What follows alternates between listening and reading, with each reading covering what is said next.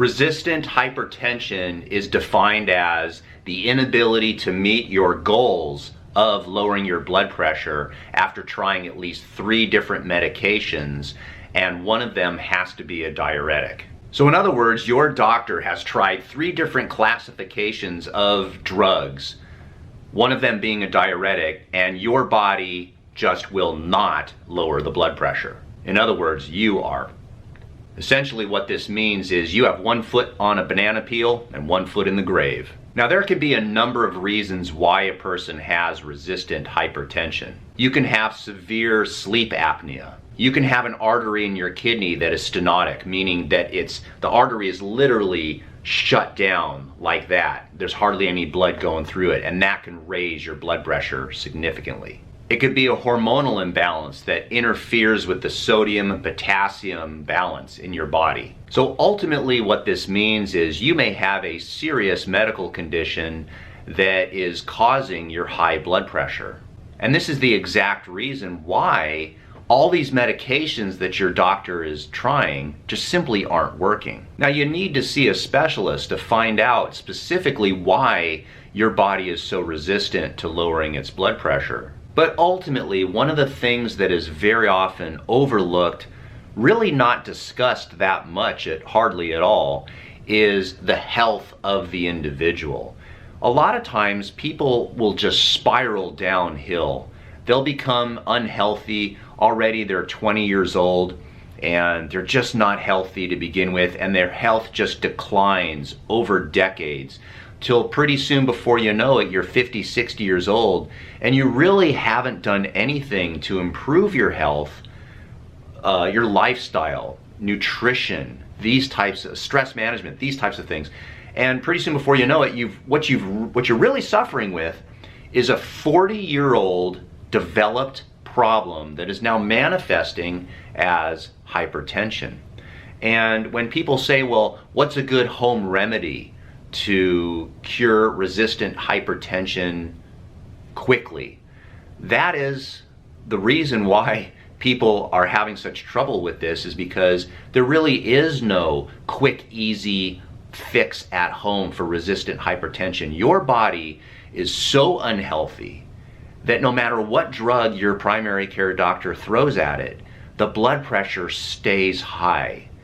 That is the definition of total ill health. And many people have done it. Many people have helped themselves by improving their lifestyle, but it takes a lot of work and it takes commitment, and that's just the reality. So one of the things that you can do, one of the easiest things that you can do, is to start doing exercise. And of course, ask your doctor if exercise is right for you. If they're not talking to you about these things, then you need to find someone who can not only treat the medical conditions, but also help you with lifestyle modifications. And that's asking a lot of a doctor who is primarily paid to give you medications. So that's just that's one of the challenges. Step 1, start exercising. And we're talking going for a walk every day. You must do something every day. It's not enough to do it 3 times a week, but you need to build up your stamina and improve your overall health by doing exercise. That is probably one of the simplest things. Now, it doesn't have to be something where you go to a gym and you lift heavy weights. In fact, very often the easiest exercise, the one that is the least expensive, would be simple walking. You walk at as fast as a pace as you possibly can, and being that you have resistant hypertension, chances are you're not going to be able to walk for very far, for very long, very fast in the beginning, but you do the best you can. You can start out with literally 5 minutes every day, build up to 10 minutes. Your goal is to build up to an hour of walking at a pace that is slightly difficult. And your heart rate should be 180 minus your age. That's about right for cardiovascular exercise. So if you're 60 years old, 180 minus 60 is 120. So your heart rate should be about 120 when you're walking for that hour. The second thing that you can do is to stop drinking teas, colas, sodas, and just drink water. Water is what our body needs to stay hydrated. And very often, when people are dehydrated, it overworks their heart, it overworks their blood vessels, it's damaging long-term to the entire body. And interestingly enough, one of the criteria for resistant hypertension is a diuretic. A diuretic causes you to become dehydrated. And isn't that weird how the drugs very often sometimes will cause you to become less healthy in an effort to lower those numbers? Because really it's an exchange rate between the lesser of two evils. Sure, we're causing you to become dehydrated. Sure, we're causing you to lose sodium and other minerals.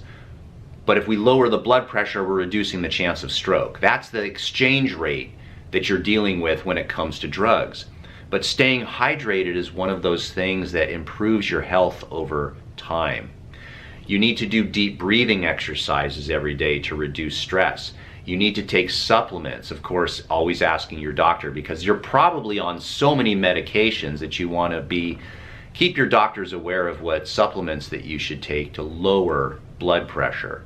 But anything that improves your body's ability to increase nitric oxide production will lower blood pressure. Some of these supplements will actually lower your blood pressure just as much as medications. However, in this particular case, because you have resistant hypertension, your blood pressure is not lowering at all. The fourth thing is to realize that you've developed this problem over probably many, many decades, and it's going to require time to change through natural methods. Many people have done it. They've done it in the past. There's no reason that you couldn't do it, but because resistant hypertension is such a difficult medical condition that, again, you got one foot on a banana and one foot in the grave. You have limited time. So using medication in this particular case to control your blood pressure while you're trying to improve your health is, in my humble opinion, probably the best of both worlds.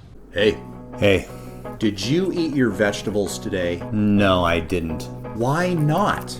I'm fasting, and when I do eat, I eat meat. It's 2023. Well, how are you going to get your B vitamins, your minerals, your fiber, and your carbs? Carbs are bad. Duh. Have you heard of grass-fed beef? Well, what about all your magnesium?